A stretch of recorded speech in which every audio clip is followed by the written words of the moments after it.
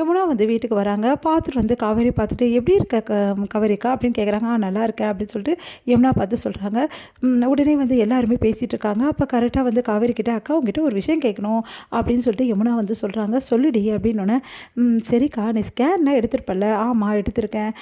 அந்த ஸ்கேனை காட்டுறியா? குட்டி பாப்பா எப்படி இருக்குன்னு பார்க்கணும்" அப்படின்னோடனே, "எதுக்கு இப்போ கேட்குற?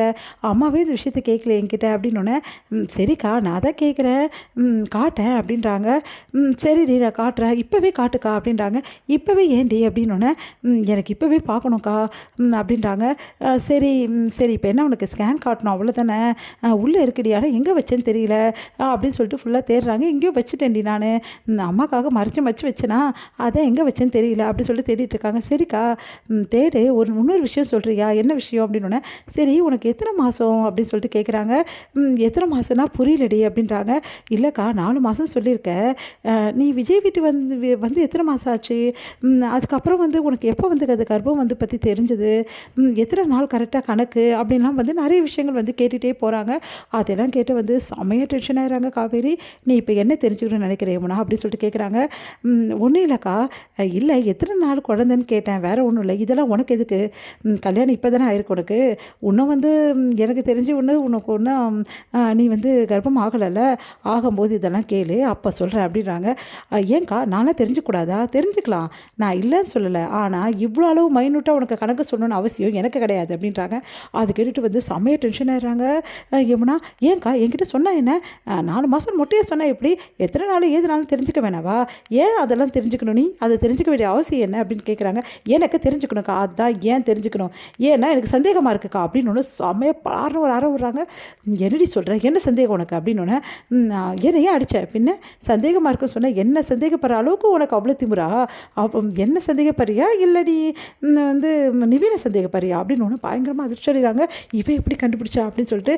உடனே வந்து, இங்கே பாரு யமுனா, நீ பேசுகிற விஷயம் ஒன்றுமே கேவலமாக இருக்குது, ரொம்ப கேவலமாக யோசிக்கிற நீ. உன் புத்தியை நீ ஆல்ரெடி மாற்றினா தான் வேலைக்காகும். ஏற்கனவே உன்னை நான் நிறைய வாட்டி வான் பண்ணியிருக்கேன் இந்த மாதிரி பேசாதுன்னு சொல்லிட்டு. இப்போது என் குழந்தை வரைக்கும் போயிட்டியா?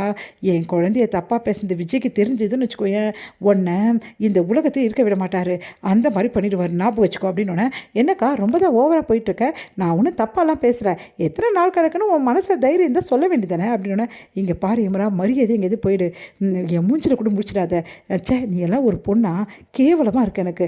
அப்போது இந்த மாதிரி மனசில் என்ன வச்சுருக்கியா நீ? உனக்கு அசிங்கமாக இல்லை? சரி அப்படி உன் மேலே தப்பே இல்லைன்னா காட்ட வேண்டியதானே நாள் கணக்கை? நல்லவன்னு என் புருஷன் நம்பினா போதும், நீ நம்ப வேண்டிய அவசியம் எனக்கு கிடையாது. நான் மட்டும் என் வாழ்க்கையில் கஷ்டப்பட்டுட்டே இருக்கணுமா? அவர் உன் மேலே அக்கறை இருக்கிறதும் எனக்கு சுத்தமாக பிடிக்கல. அது மட்டுமா, முதல்ல கர்ப்பமான போது புருஷன்கிட்ட தானே பொண்ணு சொல்லுவா, நீயே வந்து நிவின் கிட்ட சொன்ன" அப்படின்னு அப்படியே அதிர்ச்சியாக பார்க்குறாங்க. "சீ உனக்கு அசிங்கமாக இல்லை இப்படிலாம் என்கிட்ட பேசுறதுக்கு?